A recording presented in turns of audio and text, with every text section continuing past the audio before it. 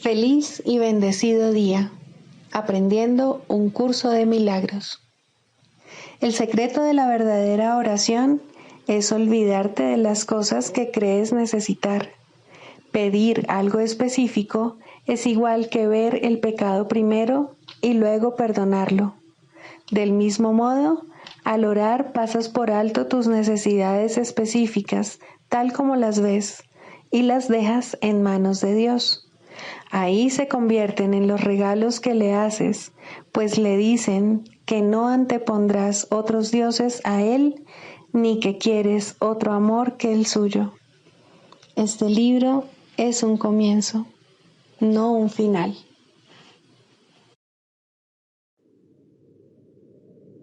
Del prefacio que postula, párrafo 9. La percepción es una función del cuerpo y por lo tanto supone una limitación de la conciencia. La percepción ve a través de los ojos del cuerpo y oye a través de sus oídos. Produce las limitadas reacciones que éste tiene. El cuerpo aparenta ser, en gran medida, automotivado e independiente, mas en realidad solo responde a las intenciones de la mente. Si la mente lo utiliza para atacar, sea de la forma que sea, el cuerpo se convierte en la víctima de la enfermedad, la vejez y la decrepitud. Si la mente, en cambio, acepta el propósito del Espíritu Santo, el cuerpo se convierte en un medio eficaz de comunicación con otros, invulnerable mientras se le necesite, que luego sencillamente se descarta cuando deja de ser necesario. De por sí, el cuerpo es neutro, como lo es todo en el mundo de la percepción. Utilizarlo para los objetivos del ego o para los del Espíritu Santo depende enteramente de lo que la mente elija. Introducción. Este es un curso de milagros. Es un curso obligatorio. Solo el momento en que decides tomarlo es voluntario. Tener libre albedrío no quiere decir que tú mismo puedas establecer el plan de estudios. Significa únicamente que puedes elegir lo que quieres aprender en cualquier momento dado. Este curso no pretende enseñar el significado del amor, pues eso está más allá de lo que se puede enseñar. Pretende, no obstante, despejar los obstáculos que impiden experimentar la presencia del amor, el cual es tu herencia natural. Lo opuesto al amor es el miedo, pero aquello que todo lo abarca no puede tener opuestos. Este curso puede, por lo tanto, resumirse muy simplemente de la siguiente manera. Nada real puede ser amenazado. Nada irreal existe. En esto radica la paz de Dios. Capítulo 1. El significado de los milagros. Primero, principios de los milagros. Principio 30. Dado que los milagros reconocen el espíritu, ajustan los niveles de percepción y los muestran en su debido lugar. Esto sitúa al espíritu en el centro, desde donde puede comunicarse directamente.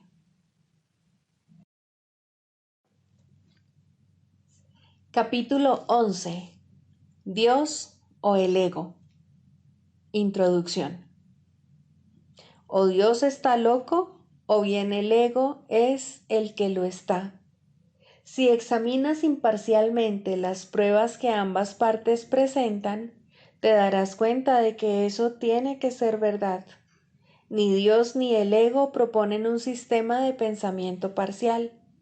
Ambos sistemas son internamente coherentes, aunque diametralmente opuestos en todo, de tal modo que la lealtad parcial es imposible. Recuerda también que sus resultados son tan diferentes como sus cimientos y que sus naturalezas, fundamentalmente irreconciliables, no pueden ser reconciliadas alternando entre ellos. Nada que esté vivo es huérfano, pues la vida es creación. Por lo tanto, toda decisión que tomas es invariablemente la respuesta a la pregunta ¿quién es mi Padre? Y serás fiel al Padre que elijas. ¿Qué le dirías, no obstante, a alguien que creyese que esta pregunta realmente entraña conflicto? Si tú concebiste al ego, ¿cómo habría podido el ego concebirte a ti? El problema de la autoridad sigue siendo la única fuente de conflictos porque el ego se originó como consecuencia del deseo del Hijo de Dios de ser el Padre de su Padre. El ego, por lo tanto, no es más que un sistema ilusorio en el que tú concebiste a tu propio Padre. No te equivoques con respecto a esto. Parece una locura cuando se expone con perfecta honestidad, pero el ego nunca examina lo que hace con perfecta honestidad. Sin embargo, esa es su premisa de mente, la cual está cuidadosamente oculta bajo la tenebrosa piedra angular de su sistema de pensamiento. Y, o bien el ego que tú concebiste es tu padre, o bien todo su sistema de pensamiento se desmorona. Tú fabricas mediante la proyección, mas Dios crea mediante la extensión. Tú eres la piedra angular de la creación de Dios, pues su sistema de pensamiento es la luz. Recuerda que los rayos están ahí sin ser vistos. Cuanto más te aproximas al centro de su sistema de pensamiento, más clara se hace la luz. Cuanto más te aproximas al sistema de pensamiento del ego, más tenebroso y sombrío se vuelve el camino. Sin embargo, incluso la pequeña chispa que se encuentra en tu mente basta para iluminarlo. Lleva esa luz contigo sin ningún temor y valerosamente enfócala a los cimientos del sistema de pensamiento del ego. Estate dispuesto a juzgarlo con absoluta honestidad. Pon al descubierto la tenebrosa piedra angular de terror sobre la que descansa y sácala a la luz. Ahí verás que se basaba en la insensatez y que todos tus miedos eran infundados. Hermano mío, tú eres parte de Dios y parte de mí. Cuando por fin hayas visto los cimientos del ego sin acobardarte, habrás visto también los nuestros. Vengo a ti de parte de nuestro Padre, a ofrecerte todo nuevamente. No lo rechaces a fin de mantener oculta la tenebrosa piedra angular, pues la protección que te ofrece no te puede salvar. Yo te daré la lámpara y te acompañaré. No harás este viaje solo. Te conduciré hasta tu verdadero Padre, quien, como yo, tiene necesidad de ti. ¿Cómo no ibas a responder jubilosamente a la llamada del amor?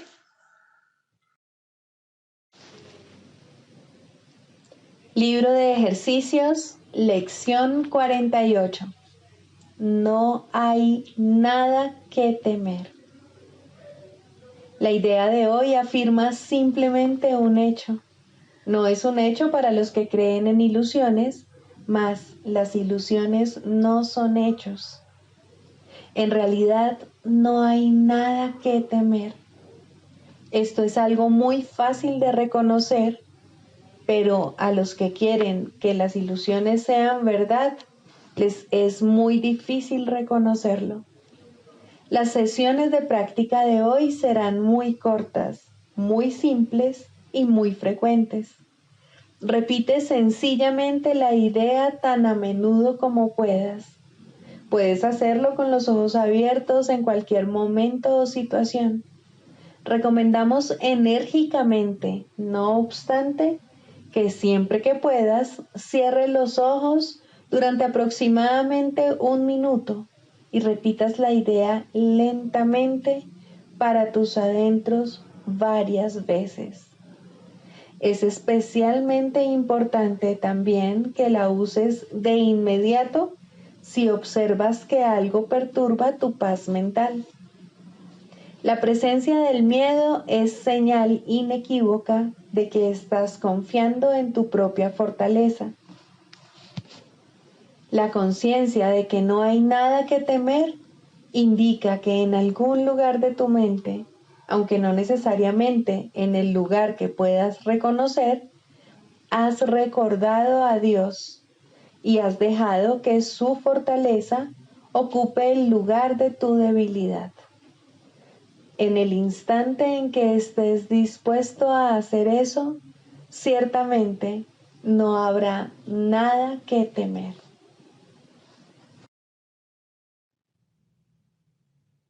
Del Manual para el Maestro, pregunta 4. ¿Cuáles son las características de los maestros de Dios? 7. Generosidad. La palabra generosidad tiene un significado especial para el Maestro de Dios. No es el significado usual de la palabra. De hecho, es un significado que tiene que aprenderse, y aprenderse muy bien. Al igual que todos los demás atributos de los Maestros de Dios, esta se basa, a fin de cuentas, en la confianza, puesto que sin confianza nadie puede ser generoso en el verdadero sentido de la palabra. Para el mundo, generosidad significa dar en el sentido de perder. Para los maestros de Dios, generosidad significa dar en el sentido de conservar. Se ha hecho hincapié en esta idea a lo largo del texto, así como en el libro de ejercicios, pero tal vez sea más extraña para el pensamiento del mundo que muchas de las otras ideas de nuestro programa de estudios. Lo que la hace más extraña es el hecho de que es obviamente lo opuesto a la manera de pensar del mundo. De la manera más clara posible y en el más simple de los niveles, la palabra significa exactamente lo opuesto para los maestros de Dios que para el mundo. El maestro de Dios es generoso en interés propio, pero no nos referimos aquí al interés propio del ser del que el mundo habla. El maestro de Dios no quiere nada que él no pueda dar, pues se da cuenta de que, por definición, ello no tendría ningún valor para él. ¿Para qué lo iba a querer? Solo podría perder por su causa, no podría ganar nada. Por lo tanto, no busca nada que sea solo para él, ya que eso sería la garantía de que lo perdería. No quiere sufrir, porque entonces iba a querer buscarse dolor, pero sí quiere conservar todas las cosas que son de Dios y que, por ende, son para su Hijo. Esas son las cosas que le pertenecen. Esas sí que las puede dar con verdadera generosidad, conservándolas de este modo para sí mismo eternamente.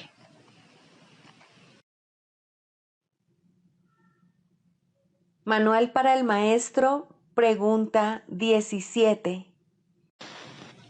¿Cómo lidian los maestros de Dios con los pensamientos mágicos? Esta es una pregunta crucial, tanto para el maestro como para el alumno. Si no se trata bien este asunto, el maestro de Dios se habrá hecho daño a sí mismo y habrá atacado a su alumno. Esto refuerza el miedo y hace que la magia les parezca real a ambos. La manera de lidiar con la magia es, por lo tanto, una de las lecciones fundamentales que el maestro de Dios tiene que aprender cabalmente. Su responsabilidad principal al respecto es no atacarla. Si un pensamiento mágico despierta hostilidad, de la clase que sea, el Maestro de Dios puede estar seguro de que está reforzando su propia creencia en el pecado y de que se ha condenado a sí mismo. Puede estar seguro además que les ha abierto las puertas a la depresión, al miedo, al desastre. Que recuerde entonces que no es esto lo que quiere enseñar, porque no es esto lo que quiere aprender. Existe, no obstante, la tentación de responder a la magia de tal manera que ello la refuerza. Y esto no es siempre obvio.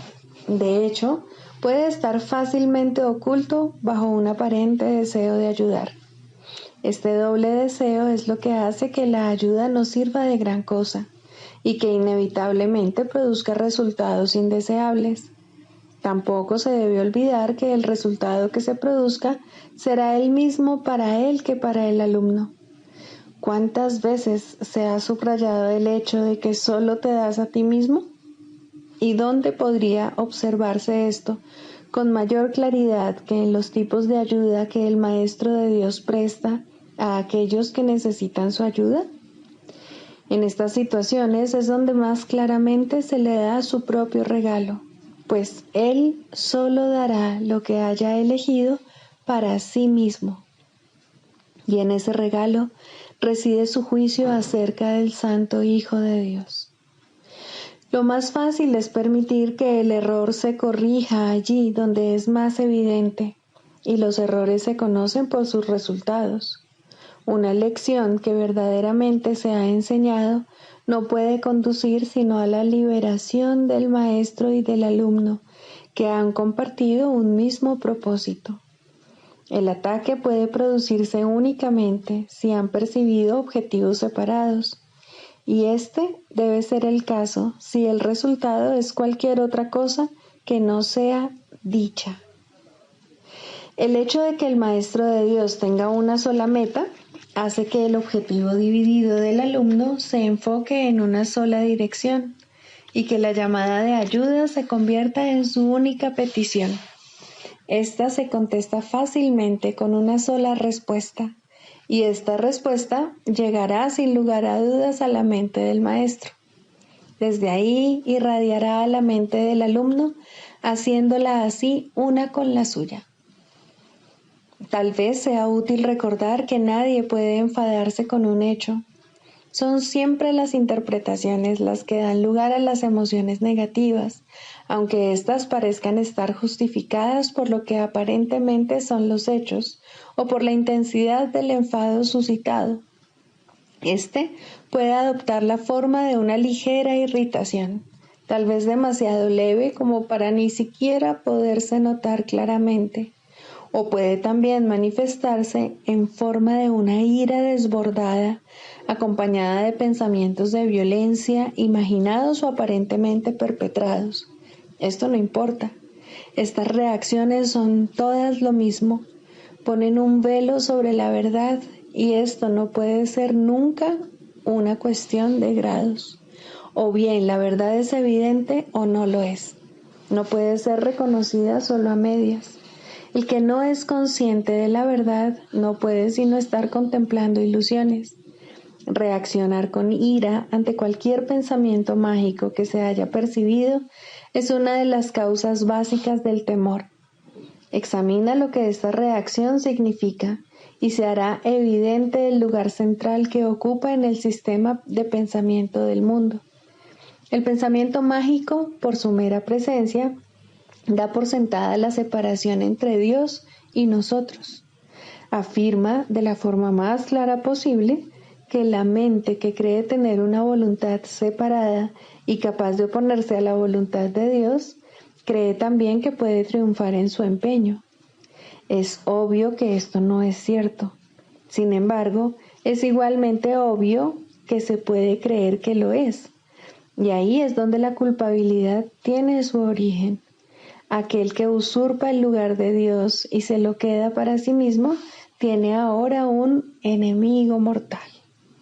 y ahora él mismo tiene que encargarse de su propia protección y construir un escudo con que mantenerse a salvo de una furia tenaz y de una venganza insaciable. ¿Cómo se puede resolver esta injusta batalla? Su final es inevitable, pues su desenlace no puede ser otro que la muerte. ¿Cómo entonces puede uno confiar en sus propias defensas? Una vez más, pues, hay que recurrir a la magia. Olvídate de la batalla, acéptala como un hecho y luego olvídate de ella. No recuerdes las ínfimas probabilidades que tienes de ganar. No recuerdes la magnitud del enemigo, ni pienses cuán débil eres en comparación con él. Acepta tu estado de separación, pero no recuerdes cómo se originó. Cree que has ganado la batalla, pero no conserves el más mínimo recuerdo de quién es realmente tu formidable contrincante. Al proyectar tu olvido sobre él, te parecerá que él se ha olvidado también. Mas, ¿cuál va a ser ahora tu reacción ante todos los pensamientos mágicos? No pueden sino volver a despertar tu culpabilidad durmiente que has ocultado pero no has abandonado.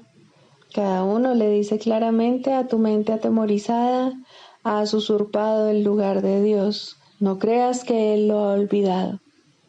Aquí es donde más vívidamente se ve reflejado el temor a Dios, pues en ese pensamiento la culpabilidad ha elevado la locura al trono del mismo Dios. Y ahora ya no queda ninguna esperanza, excepto la de matar. En eso estriba ahora la salvación. Un padre iracundo persigue a su hijo culpable. Mata o te matarán, pues estas son las únicas alternativas que tienes.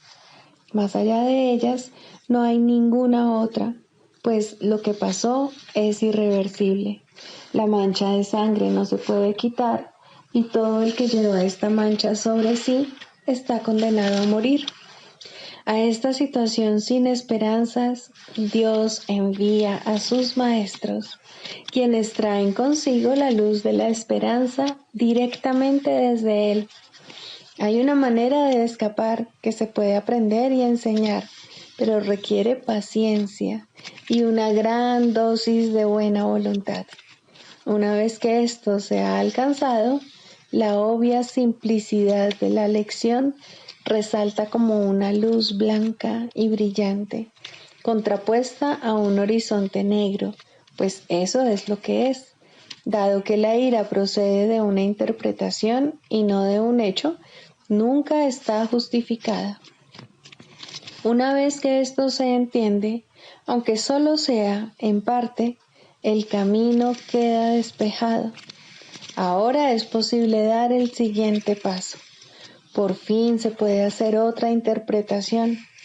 Los pensamientos mágicos no tienen que conducir necesariamente a la condenación, pues no tienen realmente el poder de suscitar la culpabilidad, de modo que pueden pasarse por alto y olvidarse en el verdadero sentido de la palabra. La locura tan solo aparenta ser algo terrible. En realidad no puede hacer nada, pues no tiene ningún poder. Al igual que la magia, que se convierte en su sirviente, ni ataca ni protege. Verla y reconocer su sistema de pensamiento es ver lo que no es nada. ¿Puede acaso lo que no es nada suscitar ira? Difícilmente. Recuerda, Maestro de Dios, que la ira reconoce una realidad que no existe. No obstante, es un testigo fidedigno de que tú crees en ella como si se tratase de un hecho. Ahora no podrás escapar hasta que te des cuenta de que has estado reaccionando a tus propias interpretaciones, las cuales habías proyectado sobre el mundo externo. Permite que se te despoje de esa siniestra espada. La muerte no existe, la espada tampoco. El temor a Dios carece de causa. Su amor, en cambio, es la causa de todo lo que está más allá de todo temor. y es por lo tanto por siempre real y eternamente verdad.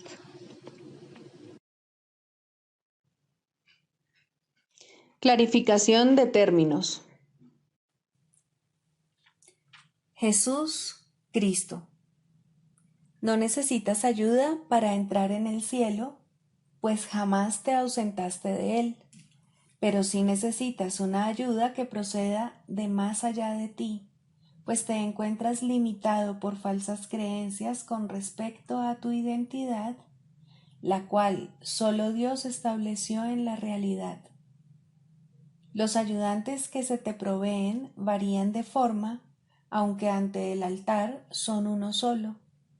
Más allá de cada uno de ellos se encuentra un pensamiento de Dios, y esto jamás ha de cambiar. Pero sus nombres difieren por un tiempo, puesto que el tiempo necesita símbolos, siendo de por sí irreal. Sus nombres son legión, pero no nos extenderemos más allá de los nombres que el curso en sí plantea. Dios no provee ayuda, pues no sabe de necesidades. Sin embargo, Él crea todos los ayudantes que su Hijo pueda necesitar, mientras éste siga creyendo que sus fantasías son reales. Dale gracias a Dios por ellos, pues son quienes te conducirán de regreso a tu hogar. El nombre de Jesús es el nombre de uno que, siendo hombre, vio la faz de Cristo en todos sus hermanos y recordó a Dios. Al identificarse con Cristo, dejó de ser un hombre y se volvió uno con Dios. El hombre era una ilusión, pues parecía ser un ser separado que caminaba por su cuenta dentro de un cuerpo que aparentemente mantenía a su ser separado de su ser, como hacen todas las ilusiones. Pero, ¿quién puede salvar a menos que, al ver las ilusiones, las identifique como lo que son? Jesús sigue siendo un Salvador porque vio lo falso y no lo aceptó como la verdad. Cristo necesitó su forma para poder presentarse ante los hombres y salvarlos de sus ilusiones. En su completa identificación con el Cristo, el perfecto Hijo de Dios, su única creación y su felicidad, por siempre como Él y uno como Él, Jesús se convirtió en lo que todos vosotros no podéis sino ser. Mostró el camino para que le siguieras. Él te conduce de regreso a Dios porque vio el camino ante sí y lo siguió. Jesús hizo una clara distinción, todavía velada para ti, entre lo falso y lo verdadero. Te ofreció una demostración palpable de que es imposible matar al Hijo de Dios y de que el pecado, la maldad, la malicia, el miedo o la muerte no pueden alterar su vida en modo alguno. Todos tus pecados, por lo tanto, te han sido perdonados, ya que jamás tuvieron consecuencia alguna, y así no fueron más que sueños. Levántate con aquel que te mostró esto, ya que se lo debes por haber compartido contigo tus sueños para que pudieran ser disipados, y todavía los comparte para mantenerse en unión contigo. ¿Es Él el Cristo? Por supuesto que sí, junto contigo. Su vida en la tierra no fue lo suficientemente larga como para poder enseñar la poderosa lección que aprendió por todos vosotros, mas Él permanecerá contigo para conducirte desde el infierno que tú hiciste hasta Dios. Y cuando unas tu voluntad a la suya, verás a través de su visión, pues los ojos de Cristo se comparten. Caminar con Él es algo tan natural como caminar con un hermano al que conoces desde que naciste, pues eso es en verdad lo que Él es. Se han hecho amargos ídolos de aquel que solo quiere ser un hermano para el mundo, perdónale tus fantasías y comprende lo mucho que amarías a un hermano así, pues él por fin le brindará descanso a tu mente y la llevará contigo ante tu Dios. ¿Es él el único ayudante de Dios? Por supuesto que no, pues Cristo adoptará muchas formas con diferentes nombres hasta que se reconozca la unicidad de todas ellas. Mas para ti, Jesús es el portador del único mensaje de Cristo acerca del amor de Dios. No tienes necesidad de ningún otro. Es posible leer sus palabras y beneficiarse de ellas sin aceptarle en tu vida, mas Él te ayudaría todavía más si compartieses con Él tus penas y alegrías y renunciases a ambas para hallar la paz de Dios. Con todo, lo que Él quiere que aprendas más que nada sigue siendo la lección que vino a enseñar, la cual reza así: la muerte no existe porque el Hijo de Dios es como su Padre. No puedes hacer nada que pueda alterar el amor eterno. Olvida tus sueños de pecado y de culpabilidad, y en su lugar, ven conmigo a compartir la resurrección del Hijo de Dios, y trae contigo todos aquellos que Él te ha enviado para que cuides de ellos como yo cuido de ti.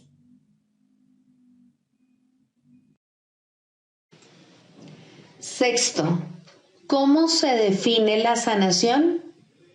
El proceso de la psicoterapia, pues, se puede definir simplemente como perdón, pues no hay sanación que pueda ser otra cosa. Los que no perdonan están enfermos, pues creen que ellos no han sido perdonados. El asirse a la culpa, el abrazarla estrechamente y cuidarla, el protegerla con amor y el mantener en alerta su defensa, todo esto no es otra cosa que una implacable negativa a perdonar. Dios no puede entrar aquí, repiten los enfermos una y otra vez mientras lamentan su pérdida y, sin embargo, se regocijan en ella. La sanación ocurre a medida que un paciente comienza a escuchar el canto fúnebre que entona y a cuestionar su validez. Hasta que no lo escuche, no puede entender que es él quien se lo canta a sí mismo. Escucharlo es el primer paso en la recuperación. Cuestionarlo tiene que convertirse entonces en su elección. Hay una tendencia, y muy fuerte, a escuchar este canto de muerte solo un instante para luego descartarlo sin haberlo corregido. Estas conciencias fugaces representan las muchas oportunidades que se nos dan literalmente para cambiar de melodía. En vez de esta, puede escucharse el sonido de la sanación. Pero primero debe surgir voluntad de cuestionar la verdad del canto de la condenación. Las distorsiones extrañas que se tejen inextricablemente al interior del concepto del yo, que en sí no es otra cosa que una pseudocreación, hacen que este feo sonido parezca verdaderamente hermoso. El ritmo del universo, el canto del ángel heraldo, todo esto y más se oye en lugar de esos ruidosos chillidos discordantes. El oído traduce, no oye. El ojo reproduce, no ve. Su tarea es hacer agradable aquello que se invoca, no importa cuán desagradable pueda ser.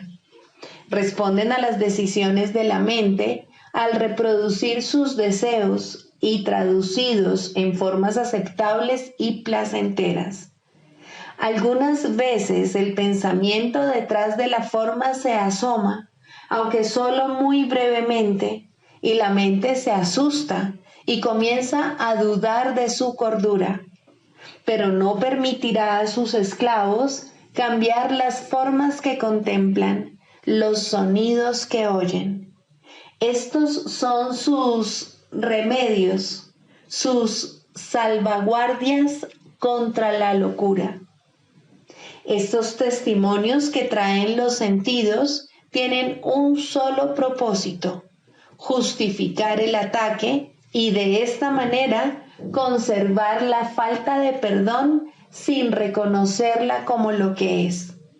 Cuando se la ve sin disfraz, resulta intolerable.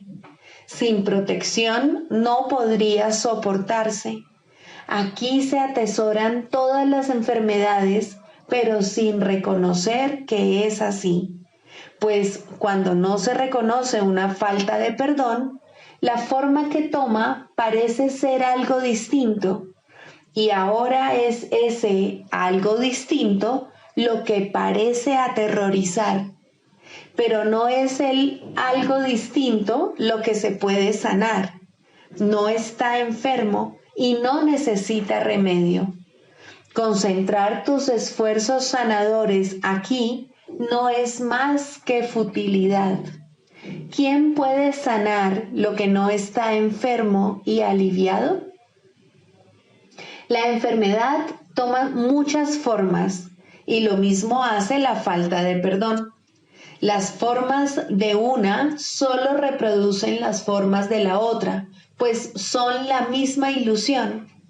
Tan fielmente la una se traduce en la otra que un estudio cuidadoso de la forma de una enfermedad revelará con bastante claridad la forma de falta de perdón que representa. Sin embargo, ver esto no efectuará una sanación. Eso se logra mediante un solo reconocimiento, que solo el perdón sana una falta de perdón, y solo una falta de perdón puede ser el origen de cualquier clase de enfermedad. Esta comprensión es la meta final de la psicoterapia. ¿Cómo se alcanza? El terapeuta ve en el paciente todo lo que no ha perdonado en sí mismo y de esta manera se le da otra oportunidad de mirarlo, someterlo a una nueva evaluación y perdonarlo. Cuando esto ocurre, ve cómo desaparecen sus pecados en un pasado que ya no está aquí. Hasta que lo haga, tiene que pensar que el mal lo asedia aquí y ahora. El paciente es la pantalla para la proyección de sus pecados, lo cual hace posible que se deshaga de ellos. Pero si llega a retener una mancha de pecado en lo que mira, su liberación es parcial y no será segura. Nadie se cura solo. Este es el alegre canto que la salvación entona a todo el que oye su voz. Esta afirmación no puede ser recordada con demasiada frecuencia por todos los que se vean a sí mismos como terapeutas. Sus pacientes solo se pueden ver como portadores de perdón, pues son ellos quienes vienen a demostrar su impecabilidad ante ojos que aún creen que el pecado se encuentra ahí para que lo vean. Pero la prueba de la impecabilidad, vista en el paciente y aceptada en el terapeuta, le ofrece a la mente de ambos un pacto en el cual se encuentran y unen y son uno. El canto de la oración. 3. La curación. Introducción. La oración tiene ayudantes y testigos que hacen más llevadero y seguro el empinado ascenso, aliviando el dolor causado por el miedo y ofreciendo consuelo y promesas de esperanza. Testigo del perdón y ayudante en la oración, dadora de la certeza de que finalmente alcanzarás la meta, eso es la curación. Su importancia no debe enfatizarse demasiado, pues la curación es una señal o símbolo de la fuerza del perdón y tan solo un efecto o sombra de un cambio de parecer con respecto a la meta de la oración.